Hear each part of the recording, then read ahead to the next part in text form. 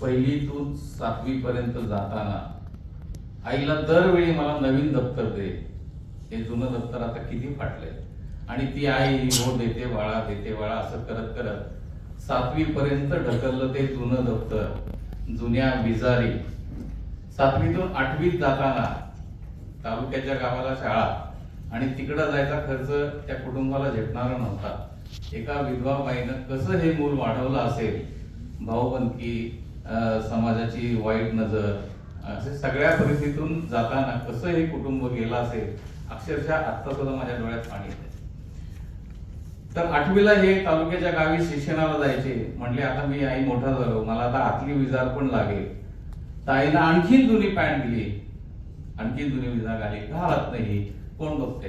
म्हणजे इतक्या परिस्थितीतून सर वर आलेले आहेत. तर त्यावेळी जर त्यांना ह्या मदतीचा किंवा आता जे सन्मान मिळतात त्याचा एक सहस्रांश जरी भाग मिळाला असता तरी चित्र काय झालं असतं. असो, मला एवढंच बोलायचं.